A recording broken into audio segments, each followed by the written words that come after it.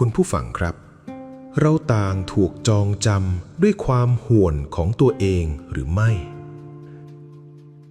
หลายคนคงเคยได้ยินเรื่องผีสางวิญญาณ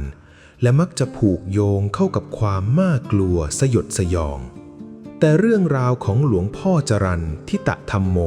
แห่งวัดอัมพวันเมื่อหลายสิบปีก่อนกลับชวนให้เราตั้งคำถามที่ลึกซึ้งกว่านั้นครับคำถามที่น่าสนใจคืออะไรกันแน่ที่ขังใครสักคนไว้ไม่ให้ไปไหนย้อนกลับไปในยุคที่วัดอัมพวันยังเป็นเพียงวัดเล็กๆที่ขาดแคลนหลวงพ่อจรัญมีเงินติดตัวเพียง 3,000 บาทแต่อยากสร้างโรงครัวเพื่อรองรับผู้คนและพระภิกษุท่านไปเจอบ้านทรงไทยเก่าหลังหนึ่งที่ประกาศขายในราคาพอดีกับเงินที่มีเป๊ะเลยครับแต่บ้านหลังนี้ไม่มีใครกล้าซื้อไม่มีใครกล้าอยู่เลยครับวันที่หลวงพ่อขึ้นไปดูบ้านเพียงลำพังเรือนทั้งหลังสั่นไหวโคลงเคลงราวกับแผ่นดินไหวทั้งที่ไม่มีลมพัดทว่าแทนที่ท่านจะวิ่งหนีด้วยความกลัวท่านกลับทรงจิตแผ่เมตตาแล้วเอ่ยปากชวนเจ้าของบ้านว่าไปอยู่วัดอัมพวันไปปฏิบัติธรรมด้วยกันเถอะจะมาหลงอยู่ในอบายเป็นเปรตวิสัยอยู่ทำไมทันใดนั้นเรือนที่แกว่งไกวก็หยุดนิ่งสนิทครับเมื่อบ้านถูกรื้อมาปลูกเป็นโรงครัวที่วัดเรื่องราวของแม่กาหลงก็ค่อยๆปรากฏชัดขึ้นครับแม่ครัวหลายคนที่มาช่วยงานมักจะแอบหยิบฉวยของวัดทั้งกะปิหอมกระเทียมกลับบ้านจนวันหนึ่งแม่กาหลงในสถานะวิญญาณต้องมาเข้าสิงคนเพื่อเตือนสติครับเธอเล่าว่าตัวเองต้องกลายเป็นเปรตเฝ้าบ้านหลังนั้นก็เพราะในวาระสุดท้ายของชีวิตจิตใจของเธอเต็มไปด้วยความห่วงสมบัติและเครียดแค้นสามีที่เจ้าชู้ความห่วงและโกรธแค้นนี่เองที่เป็นโซ่ตรวนล่ามเธอไว้กับบ้านหลังเก่าไม่ให้ไปผุดไปเกิดครับคนเรามักคิดว่าตายแล้วก็จบแต่ความจริงแล้วอารมณ์ที่เรายึดถือไว้ต่างหากครับที่กำหนดภพภูมิเมื่อหลวงพ่อชวนให้มาปฏิบัติกรรมฐานแม่กาหลงไม่ได้ละทิ้งโอกาสนั้นวิญญาณที่เคยจมอยู่กับความทุกข์เริ่มฝึกฝนจิตใจตัวเองจากวิญญาณที่ทนทุกข์ทรมานเธอเปลี่ยนผ่านกลายเป็นเทวดาที่เต็มไปด้วยเมตตารูปร่างงดงามและคอยช่วยเหลือเกื้อกูลงานของวัดอย่างเงียบๆครับมีอยู่ครั้งหนึ่งที่เจ้าหน้าที่ตรวจเงินแผ่นดินมาพักที่วัดแล้วเด็กวัดหนีไปเที่ยวกันหมดแม่กาหลงในร่างของหญิงสาวผมยาวหน้าตาจิ้มลิ้มก็ออกมาจัดแจงทำอาหารคาวหวานและเครื่องดื่มต้อนรับขับสู้แขกของหลวงพ่ออย่างไม่มีขาดตกบกพร่องเลยครับจากวิญญาณที่ถูกจองจำด้วยความห่วงสมบัติกลายมาเป็นผู้ให้ที่บริการผู้อื่นด้วยความเต็มใจเรื่องนี้สะท้อนให้เห็นว่าไม่ว่าจะเป็นคนที่มีเนื้อมีหนังหรือวิญญาณที่ไร้รูปกายเราต่างก็มีสิทธิ์ที่จะเลือกได้ครับว่าจะเป็นคนที่หิวโหยและหวงแหนหรือเป็นคนที่อิ่มเอมและรู้จักให้ความน่ากลัวจึงไม่ใช่เรื่องของผีสางแต่อยู่ที่ว่าตอนนี้เรากำลังกอดความโกรธความแค้นหรือความหลงไหลอะไรไว้จนแน่นเกินไปหรือเปล่าเพราะบางครั้งคุกที่ขังเราไว้ให้อยู่กับความทุกข์ก็ไม่ใช่ลูกกรงเหล็กที่ไหนแต่เป็นความห่วงในใจของเราเองครับความหลุดพ้นจึงไม่ได้จำกัดสิทธิ์อยู่แค่คนที่มีลมหายใจแต่มันเป็นของทุกคนที่ยอมปล่อยมือจากสิ่งที่ยึดไว้ต่างหากครับเราจะพาตัวเองไปที่ไหนในวันที่ไม่มีลมหายใจแล้วในวินาทีที่ลมหายใจสุดท้ายสิ้นสุดลงเราจะไปอยู่ที่ไหนหลายคนอาจคิดว่าวิญญาณคงจะวนเวียนอยู่ที่จุดเกิดเหตุหรือไม่ก็คงนั่งร้องไห้เฝ้าโลงศพของตัวเองอยู่ที่วัดรอรับส่วนบุญส่วนกุศลที่ญาติพี่น้องอุทิศให้แต่คำถามที่น่าสนใจกว่านั้นคือที่อยู่หลังความตายของเราถูกกำหนดด้วยอะไร เรื่องราวของชายหนุ่มที่ชื่อวิโรธอาจจะพอให้คำตอบกับเราได้ครับวิโรธเป็นชายหนุ่มวัยเบญจเพสที่ชีวิตกำลังอยู่ในช่วงขาขึ้นอย่างที่สุดเขาเป็นคนเรียนดีนิสัยร่าเริงไม่แตะต้องอบายมุขเพิ่งเรียนจบและสอบบรรจุเป็นอาจารย์ได้สำเร็จแถมยังมีความรักที่สุขงอมกับแฟนสาวที่คบกันมาตั้งแต่สมัยมัธยมชีวิตที่ดูเหมือนจะก้าวเดินไปข้างหน้าอย่างมั่นคงกลับถูกกระชากให้หยุดลงอย่างฉับพลันเพียง5 วันก่อนที่วิโรธจะต้องเดินทางไปเป็นวิทยากรค่ายปฏิบัติธรรมที่วัดอัมพวันเขาและแฟนสาวถูกรถปิกอัพที่คนขับเมาสุราพุ่งชนท้ายอย่างจังวิโรธเสียชีวิตขาที่ในสภาพที่ร่างแหลกเหลวแฟนสาวของเขาเสียชีวิตในวันรุ่งขึ้นอนาคตความฝันความรักทุกอย่างดับวูบลงกลางถนนสายนั้นในความรับรู้ของคนเป็นนี่คือโศกนาฏกรรมที่น่าสลดใจแต่ในมิติของคนตายเรื่องราวเพิ่งจะเริ่มต้นขึ้นครับโดยปกติแล้วคนที่ตายโหงกระทันหันไว้ความตกใจห่วงกังวลหรือโกรธแค้นจิตที่เศร้าหมองและเต็มไปด้วยอารมณ์รุนแรงเหล่านั้นมักจะผูกมัดวิญญาณให้ติดตรึงอยู่กับสถานที่เกิดเหตุกลายเป็นสัมภเวสีที่วนเวียนหาทางออกไม่เจอแต่วิโรธไม่ใช่แบบนั้นครับด้วยความที่เขาเคยผ่านการฝึกเจริญสติปัฏฐาน 4มาก่อนในวินาทีที่วิญญาณหลุดออกจากร่างเขามีสติมากพอที่จะยืนมองสังขารที่แหลกเหลวของตัวเองโดยไม่ตื่นตระหนกเขาไม่ยอมปล่อยให้ความตายหรือความโกรธแค้นคนเมาขับมาพันธนาการดวงจิตของเขาเอาไว้เขารู้ตัวว่าร่างนี้ใช้การไม่ได้แล้วและเขามีเป้าหมายที่ชัดเจนกว่าการไปนั่งเฝ้าโลงศพตัวเองวิโรธเคยตั้งสัจจะไว้ว่าจะไปปฏิบัติธรรมที่วัดอัมพวันและเมื่อจิตไม่มีความห่วงพะวงไม่มีไฟแดงไม่มีทางเลี้ยวให้ต้องหยุดรอเพียงแค่นึกถึงดวงจิตของเขาก็เดินทางไปถึงวัดอัมพวันในทันทีลองจินตนาการดูนะครับในเย็นวันที่16 ตุลาคมพระในวัดกำลังช่วยกันกวาดพื้นหอประชุมจู่ๆชายหนุ่มคนหนึ่งก็ปรากฏตัวขึ้นพร้อมกระเป๋าสัมภาระครบครัน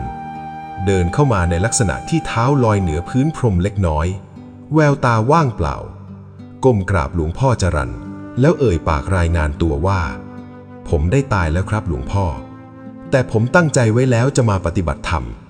เวลาในโลกมนุษย์มีค่าเหลือเกินจึงต้องมาประโยคนี้ทรงพลังมากนะครับในขณะที่เราซึ่งยังมีชีวิตมีร่างกายมีลมหายใจกลับปล่อยปละละเลยเวลาทิ้งขว้างวันคืนไปกับเรื่องไร้สาระแต่วิญญาณดวงหนึ่งที่สูญเสียทุกอย่างไปแล้วกลับเห็นคุณค่าของเวลาและเลือกที่จะใช้มันเพื่อขัดเกลาจิตวิญญาณของตัวเองวิโรธไม่ได้สนใจจะไปนั่งฟังพระสวดอภิธรรมศพของตัวเองเลยเขาบอกหลวงพ่อว่าบทสวดเหล่านั้นมีไว้ตื่นสติคนเป็นไม่ใช่คนตาย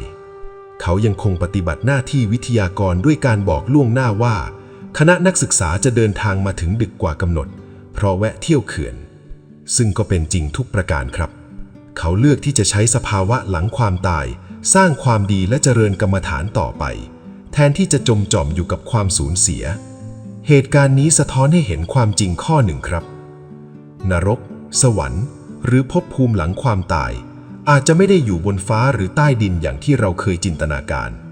แต่มันซ้อนทับอยู่กับโลกที่เรายืนอยู่นี่แหละครับสิ่งเดียวที่แบ่งแยกมิติเหล่านี้ออกจากกันคือสภาวะของจิตใจ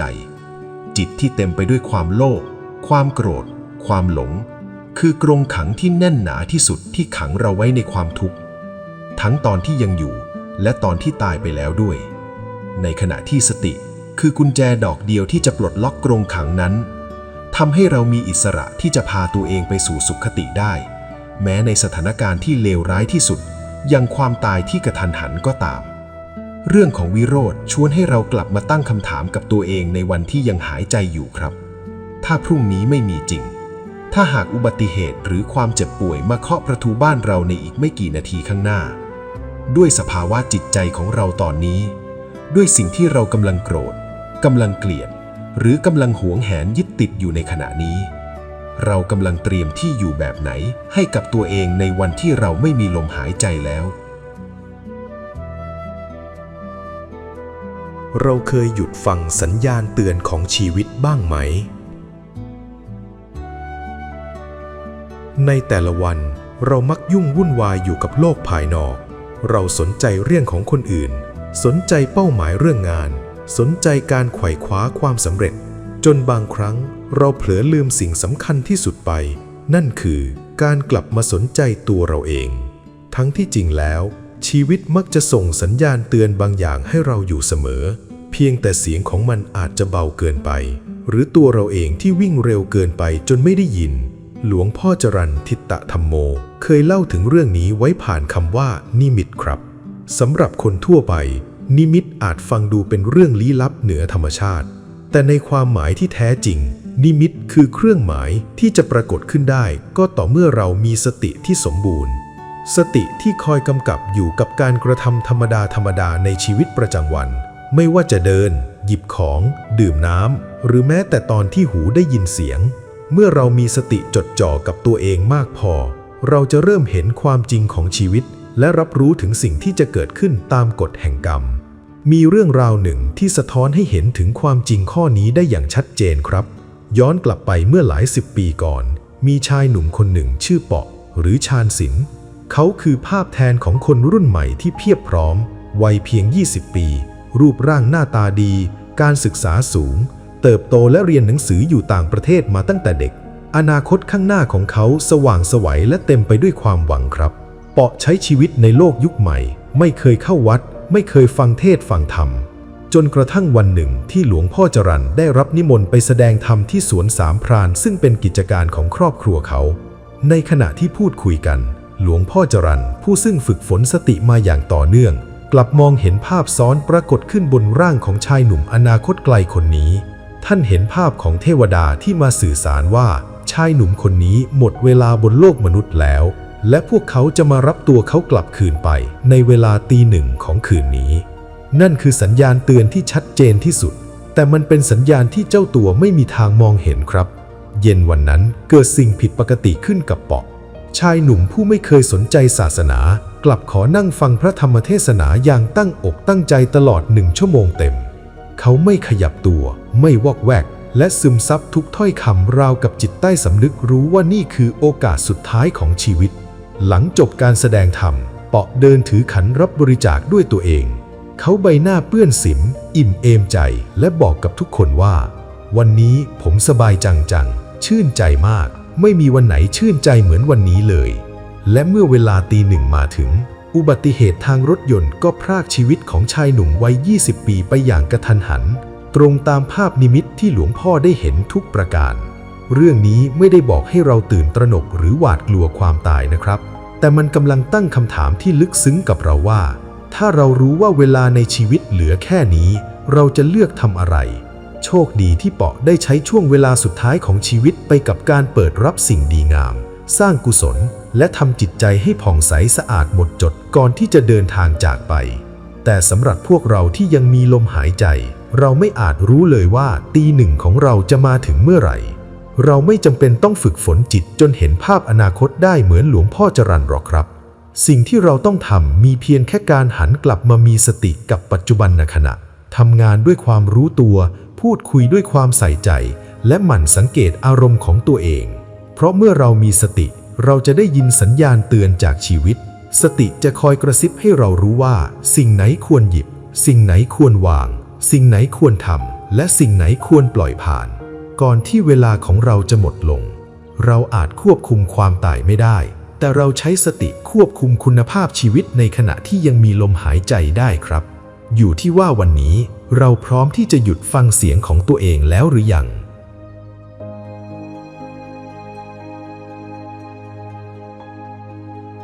สัมภาระเดียวที่เรานำติดตัวไปได้ในการเดินทางครั้งสุดท้ายเคยสงสัยไหมครับว่าเมื่อถึงวันสุดท้ายของชีวิตหลังจากที่เราทอดถอนลมหายใจเฮือกสุดท้ายไปแล้วเราจะไปไหนต่อเรื่องนี้เป็นปริศนาโลกแตกที่ถกเถียงกันมานับพันปีครับบางคนเชื่อว่าตายแล้วก็จบกันร่างกายกลายเป็นปุ๋ยดินความนึกคิดสูญสลายไปพร้อมกับสมองบางคนก็เชื่อว่าวิญญาณจะล่องลอยออกจากร่างไปหาที่เกิดใหม่คล้ายกับคนย้ายบ้านเมื่อบ้านหลังเก่าพังทลายลงแต่ในมุมมองของพุทธศาสนา เรื่องนี้มีกลไกที่ละเอียดอ่อนและลึกซึ้งกว่านั้นมากครับพระพุทธเจ้า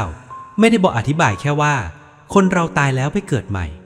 แต่ท่านอธิบายถึงกระบวนการทำงานของสิ่งที่เรียกว่าจิตของเราไม่ใช่ดวงวิญญาณที่เป็นอมตะลอยไปลอยมาได้ตามใจชอบแต่จิตมีลักษณะคล้ายเครื่องบันทึกเสียงที่ทำงานอย่างซื่อตรงอยู่ตลอดเวลาทั้งในตอนที่เราตื่นและตอนที่เราหลับที่เรามักเรียกกันว่าจิตตกภวังค์มันคอยเก็บบันทึกทุกความคิดทุกความรู้สึกทุกการกระทำไม่ว่าจะเป็นความโกรธความรักหรือความเสียสละและเมื่อถึงวินาทีสุดท้ายของชีวิตสิ่งที่บันทึกไว้นี่แหละครับที่จะเป็นเหมือนเข็มทิศกำหนดทิศทางว่าเราจะเดินทางไปสู่จุดหมายใดเรื่องราวของคุณนายผ่องศรีชาตาสุพลภรรยาท่านนายอำเภอที่หลวงพ่อจรัญได้เล่าไว้เป็นตัวอย่างที่อธิบายเรื่องนี้ได้เห็นภาพที่สุดครับคุณนายผ่องศรีเป็นคนใจบุญมากเธออุทิศตัวช่วยเหลืองานวัดงานสังคมอย่างไม่รู้จักเหน็ดเหนื่อยเป็นคนทำอะไรทำจริงไม่เคยถือตัวเป็นคุณนายแม้ครั้งหนึ่งจะป่วยหนักแต่เมื่อรักษาตัวจนหายเธอก็ยิ่งเดินหน้าทำความดีต่อไปมีอยู่ครั้งหนึ่งคุณนายเคยขอพรกับหลวงพ่อจรัญไว้ประโยคหนึ่งที่น่าสนใจมากครับเธอไม่ได้ขอให้อายุยืนยาวเป็น100 ปีแต่เธอขอว่าถ้าถึงเวลาที่ต้องตายขอให้ตายอย่างง่ายๆอย่าได้นอนเจ็บป่วยจนลูกผัวต้องมาคอยซักผ้าเช็ดตัวให้ลำบากเลยและเมื่อถึงวันที่28 มกราคม 2513 วันที่การเดินทางครั้งใหม่ของคุณนายมาถึงคืนนั้นเวลาประมาณ4 ทุ่มกว่าหลวงพ่อจรัญเห็นคุณนายผ่องศรีแต่งชุดนุ่งขาวห่มขาวสะอาดสะอ้านเธอคลานเข้ามากราบพร้อมพานดอกไม้เธอไม่ได้มาในสภาพที่น่ากลัวและไม่ได้มาพร้อมความหวาดผวา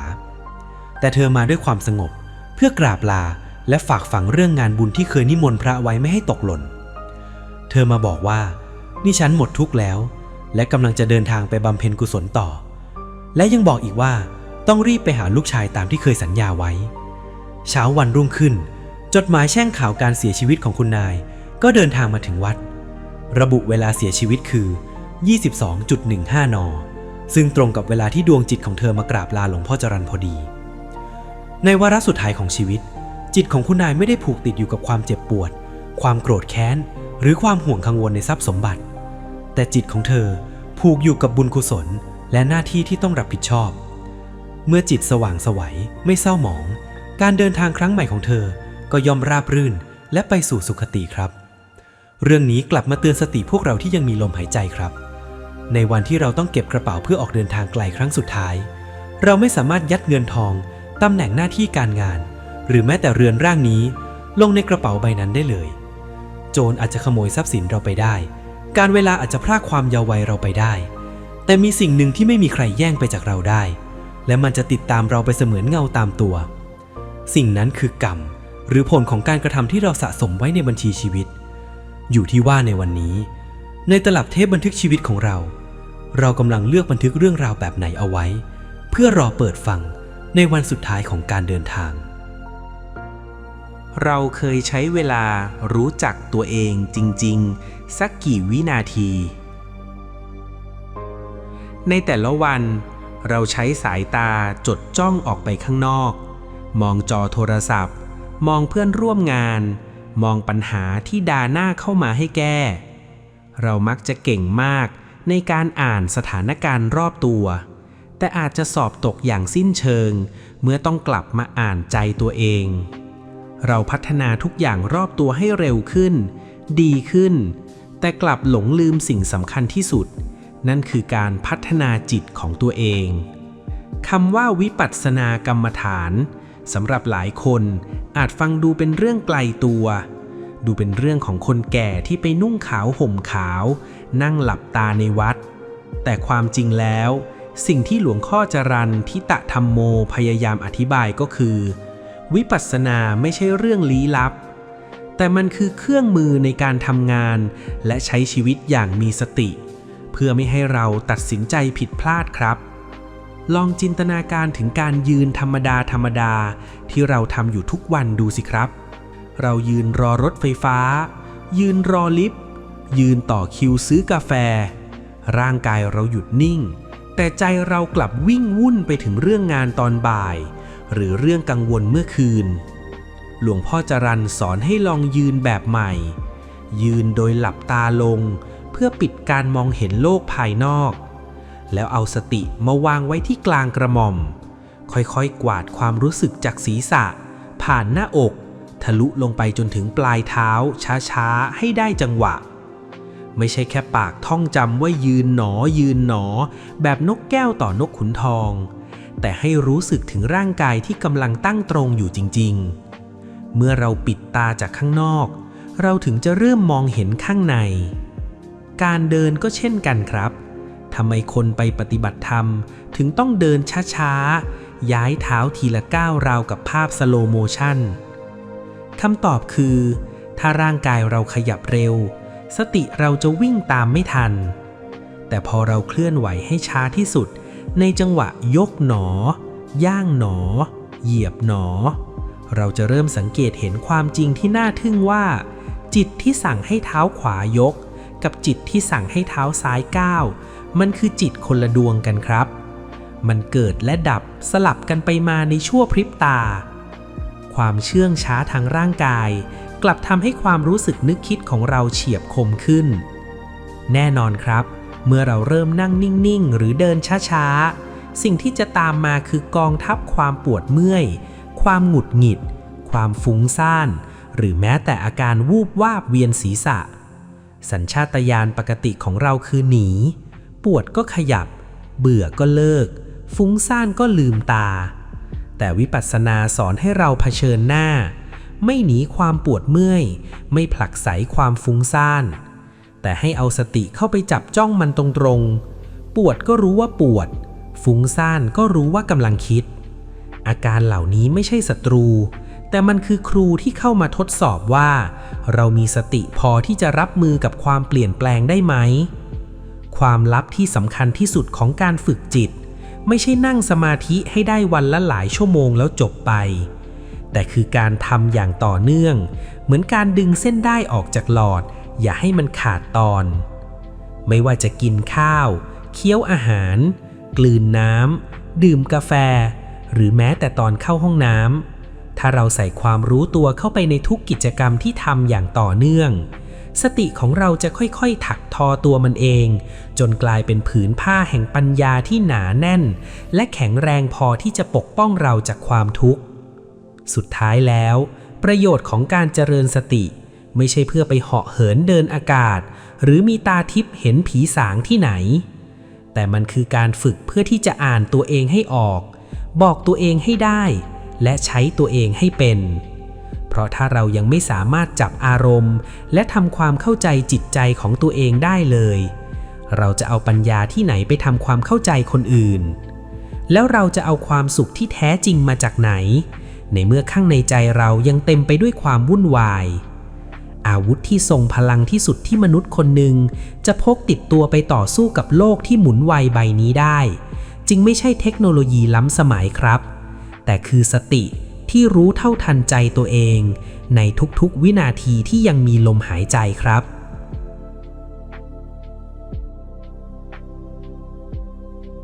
ปวดหนออาวุธลับดับเวทนา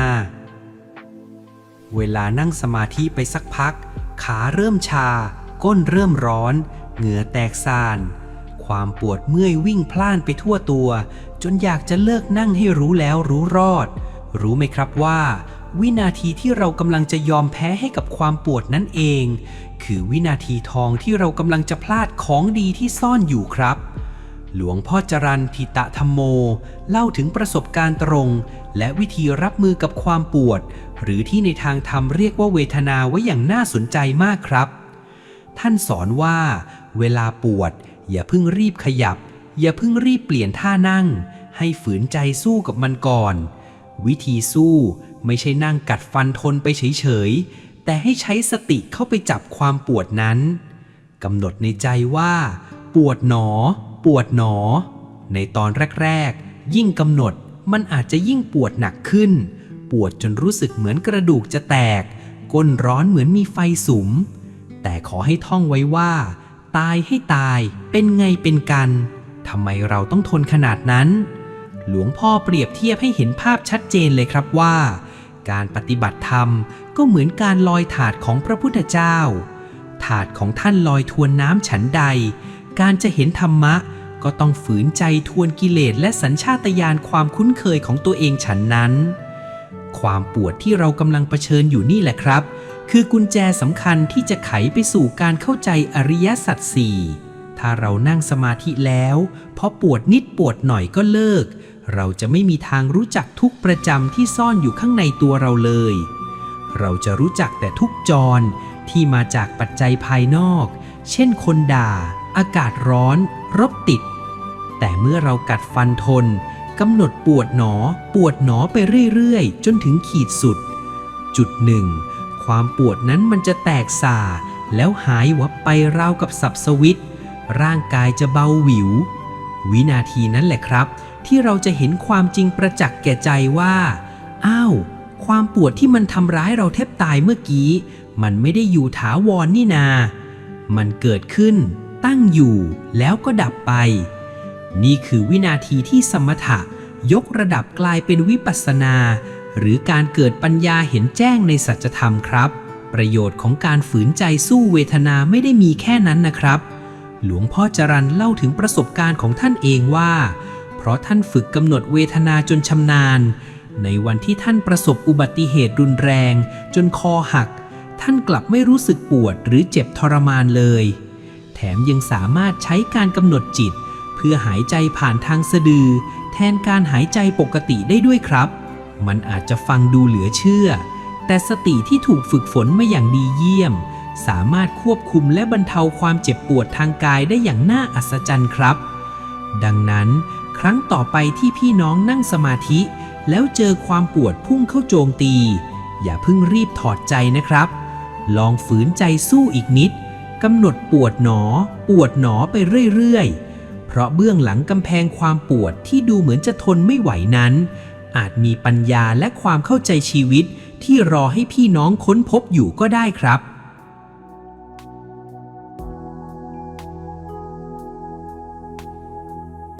สติ วิชาชีวิตที่ไม่มีสอนในโรงเรียนเราอยู่ในยุคที่ผู้คนแสวงหาความรู้มากมายส่งลูกหลานเรียนพิเศษเพื่อหวังให้มีวิชาติดตัวแต่บางครั้งเราอาจจะหลงลืมวิชาสำคัญที่สุดวิชาหนึ่งไปนั่นคือวิชาสติเรื่องราวของคุณนายละไม้เกษมแก้วภรรยานายทหารที่อ่านหนังสือไม่ได้ตัวเดียวเป็นบทพิสูจน์ที่ชัดเจนว่าความรู้ทางโลกอาจไม่จำเป็นต่อการเข้าถึงธรรมะและสติเพียงตัวเดียวก็สามารถพลิกชีวิตคนได้ครับ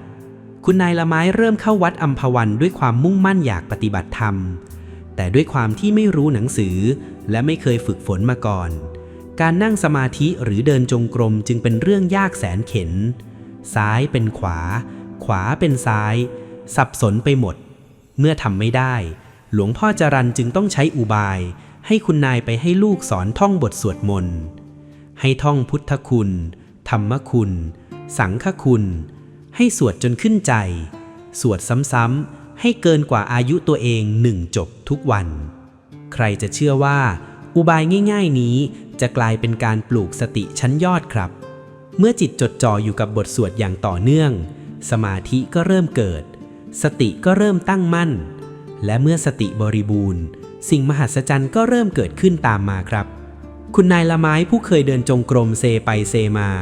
กลับสามารถเดินได้ตรงเป๊ะกำหนดพองหนอยุบหนอได้อย่างคล่องแคล่วโดยไม่ต้องมีใครสอนยิ่งไปกว่านั้นสติที่คมกริบยังทำให้เธอรู้ล่วงหน้าถึงพฤติกรรมของสามีที่แอบหนีเที่ยวและนำเงินไปให้ผู้หญิงอื่นได้อย่างแม่นยำราวกับตาเห็นไม่ได้ใช้ตาทิพย์หรือไสยศาสตร์ใดๆนะครับแต่เป็นเพราะเมื่อสติรวมศูนย์จิตจะมีความละเอียดอ่อนพอที่จะรับรู้ถึงเหตุและผลที่เชื่อมโยงกันเมื่อความจริงปรากฏคุณนายละไม้ไม่ได้ด่าทอแบบไร้สติแต่ใช้คำพูดที่แทงใจดำจนสามีรู้สึกผิดและกลับตัวกลับใจได้ในที่สุดครับ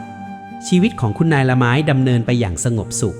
เธอใช้สติในการจัดระบบครอบครัววางแผนอนาคตให้ลูกๆทุกคนได้เรียนจบและมีหน้าที่การงานที่ดีแต่กฎแห่งกรรมก็เป็นเรื่องหลีกเลี่ยงไม่ได้วันหนึ่งคุณนายป่วยหนักเป็นโรคมะเร็งลำไส้อาการสาหัสหมอบอกว่าอยู่ได้ไม่เกิน1 เดือนแต่คุณนายละไม้มีสติและรู้ตัวเองดีเ เธอใช้เวทนานุปัสสนากำหนดรู้ความเจ็บปวดแยกแยะความทุกข์ทางกายออกจากจิตใจและตั้งสัจจะว่าจะอยู่ต่ออีก3 ปีเพื่อรอดูลูกๆมีงานทำครบทุกคนปาฏิหาริย์เกิดขึ้นอย่างน่าทึ่งครับเมื่อความเมตตาที่เกิดจากการเจริญสติแผ่ขยายออกไปจนทำให้ฝูงผีบินมาเกาะท้องเพื่อดูดพิษมะเร็งให้เธอยิ่งไปกว่านั้นในปีต่อมาเมื่ออาการกำเริบหนักก็มีงูเห่าหม้อเลื้อยมาเลียเพื่อดูดพิษร้ายออกจากร่างของเธออีกครั้งสัตว์เดรัจฉานที่ดุร้ายกลับกลายเป็นหมอผู้ช่วยเหลือด้วยอานุภาพแห่งความเมตตาที่บริสุทธิ์คุณนายละไม้มีชีวิตอยู่ต่อได้อีก3 ปีเต็มๆตามที่ตั้งใจไว้เมื่อภารกิจส่งลูกถึงฝั่งสำเร็จเธอรู้ล่วงหน้าถึงวันตายของตัวเองและเตรียมการทุกอย่างไว้พร้อมสับไม่ว่าจะเป็นการบอกลาญาติมิตรนิมนต์หลวงพ่อจรัญมาจุดไฟเผาศพหรือแม้แต่สั่งเสียให้ลูกเอาเหรียญบาทใส่ปากตามความเชื่อโบราณวินาทีสุดท้ายของชีวิตเธอให้ลูกๆสวดพุทธคุณล้อมรอบและจากไปอย่างสงบพร้อมกับสติที่ตั้งมั่นจนหมดลมหายใจครับเรื่องราวของคุณนายละไม้ไม่ใช่แค่นิทานปาฏิหาริย์แต่เป็นข้อพิสูจน์ทางธรรมที่จับต้องได้ว่าสติไม่ใช่เรื่องของคนฉลาดไม่ใช่เรื่องของคนรวยไม่ใช่เรื่องของคนมีปริญญาแต่เป็นวิชาชีวิตที่เปิดกว้างสำหรับทุกคนที่มีความเพียรสติที่ถูกฝึกฝนมาอย่างดีจะกลายเป็นเกราะคุ้มกันภัยเป็นเข็มทิศนำทางชีวิตเป็นยารักษาโรคใจและเป็นพาหนะที่พาเราก้าวข้ามความตายได้อย่างสง่างามเหมือนที่คุณนายละไม้ผู้หญิงผู้อ่านหนังสือไม่ออกได้พิสูจน์ให้เราเห็นแล้วว่ามีสติตัวเดียวสามารถทำอะไรได้ทั้งหมดครับ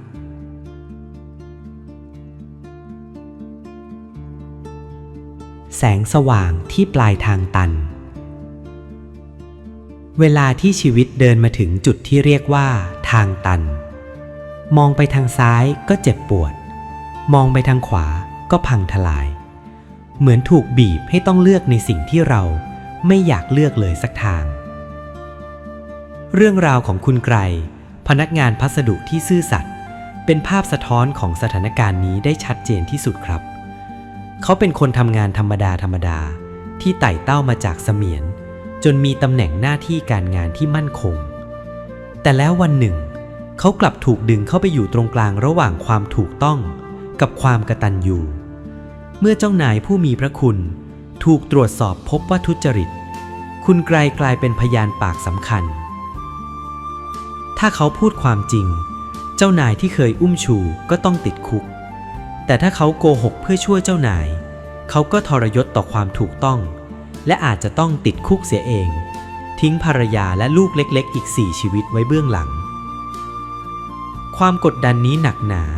และกัดกินหัวใจเกินกว่าที่คนธรรมดาคนหนึ่งจะรับไหวเมื่อหาทางออกไม่เจอความตายจึงดูเหมือนจะเป็นประตูบานเดียวที่เปิดรออยู่คุณไกรตัดสินใจทิ้งทุกอย่างเช่าห้องพักเล็กๆในโรงแรมที่ลพบุรีนั่งมองขวดยาพิษในแสงไฟสลัวๆเตรียมปิดฉากชีวิตที่มืดมนและหาทางออกไม่ได้ของตัวเองแต่ในเสี้ยววินาทีที่เขากำลังจะดื่มยาพิษนั่นเองแสงไฟในห้องที่เคยริบหรี่กลับสว่างพรึบขึ้นมาอย่างฉับพลันแสงไฟนั้นเป็นเหมือนจุดวาบไฟที่กระตุกสติของเขาให้ตื่นขึ้นจากการหลับไหลในความเศร้ามันสว่างพอที่จะทำให้เขาฉุกคิดถึงหน้าพ่อแม่ฉุกคิดถึงความดีงามที่เคยยึดถือเขาตัดสินใจวางยาพิษลงแล้วเลือกที่จะออกเดินทางเพื่อตามหาที่พึ่งทางใจแทนการหนีปัญหาโชคชะตาหรืออาจจะเรียกว่าความบังเอิญพาเขามาพบกับหลวงพ่อจรัญที่วัดอัมพวันครับสิ่งที่น่าสนใจคือหลวงพ่อไม่ได้ให้คาถาหลบหนีคดีหรือเครื่องรางปัดเป่าความโชคร้ายใดๆท่านให้เพียงเครื่องมือเดียวที่เรียบง่ายแต่ทรงพลังนั่นคือสติท่านให้คุณไกรอยู่ปฏิบัติวิปัสสนากรรมฐานเผชิญหน้ากับความกังวลในใจตัวเองและที่สำคัญที่สุดคือให้แผ่เมตตาส่งความปรารถนาดีจากใจจริงไปถึงเจ้านายและผู้ตรวจสอบทุกคนแทนที่จะนั่งก่นด่าโชคชะตาหรือจมจ่อมอยู่กับความกลัวคุณไกรเลือกที่จะตั้งสติโฟกัสกับปัจจุบันขณะและปรับเปลี่ยนคลื่นพลังงานในใจตัวเองเสียใหม่ จากจิตที่ขุ่นมัวและหวาดกลัวกลายเป็นจิตที่นิ่งสงบและเต็มไปด้วยความเมตตาและสิ่งที่น่าอัศจรรย์ก็เกิดขึ้นครับเมื่อโลกภายในของเราเปลี่ยนโลกภายนอกก็มักจะเปลี่ยนตามในวันที่ 6 ของการปฏิบัติเจ้านายที่กรุงเทพส่งโทรเลขด่วนเรียกตัวเขาไปพบไม่มีการกลั่นแกล้งไม่มีการโยนความผิด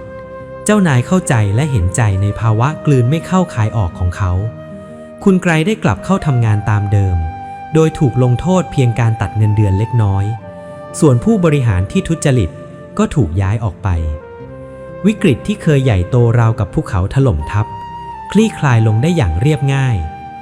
เรื่องนี้กระตุกให้เราคิดได้ว่าบางครั้งในวิกฤตของชีวิตที่ดูเหมือนจะไร้ทางออกการดิ้นรนโวยวายหรือการตัดสินใจหนีปัญหาด้วยอารมณ์ชั่ววูบอาจไม่ใช่คำตอบแต่การหยุดพักหันกลับมามองเข้าไปในตัวเองและจัดระเบียบความคิดและจิตใจเสียใหม่ต่างหากคือกุญแจสำคัญเมื่อเราไม่ยอมแพ้และเลือกที่จะใช้สติเป็นไฟฉายนำทางในสถานการณ์ที่มืดมิดและสิ้นหวังที่สุดเราจะมองเห็นทางออกเสมอเพราะแสงสว่างที่แท้จริงไม่ได้เกิดจากหลอดไฟในห้องพักสี่เหลี่ยมแต่มันสว่างวาบขึ้นมาจากข้างในใจของเราเองครับในวันที่เราต้องการความช่วยเหลือที่สุดเราจะถูกค้ำจุนด้วยสิ่งใดใครเคยปวดท้องเข้าห้องน้ำแบบฉุกเฉินในที่ที่ไม่มีห้องน้ำบ้างไหมครับความรู้สึกนั้นมันคือวิกฤตระดับชีวิตเลยทีเดียวความกระวนกระวายเหงื่อแตกซ่านและความรู้สึกเคว้งคว้างเมื่อมองไปทางไหนก็ไร้ทางออกเรื่องเล่าสนุกแต่แฝงแง่คิดลึกซึ้งของหลวงพ่อจรัญทิตธรรมโมชวนให้เราต้องกลับมาตั้งคำถามกับตัวเองว่าในวันที่เราเข้าตาจนที่สุดไร้ที่พึ่งพิงที่สุดอะไรคือสิ่งที่จะเข้ามาช่วยชีวิตเราย้อนกลับไปสมัยที่หลวงพ่อจรัญเดินทางไปประชุมที่ประเทศศรีลังกาครับเช้าวันนั้นท่านฉันโรตีกับเนยซึ่งเป็นอาหารที่ไม่คุ้นเคยผลคือท้องไส้เริ่มประท้วงอย่างรุนแรงขณะกำลังเดินชมอุทยานที่เต็มไปด้วยฝูงชนในยามหน้าสิวหน้าขวานพระเพื่อนที่ไปด้วยกันกลับหนีหายไปนำทางญาติโยมทิ้งให้ท่านยืนเคว้งอยู่กลางสวนอุทยานในต่างแดนภาษาท้องถิ่นก็พูดไม่ได้จะถามใครก็ไม่รู้เรื่อง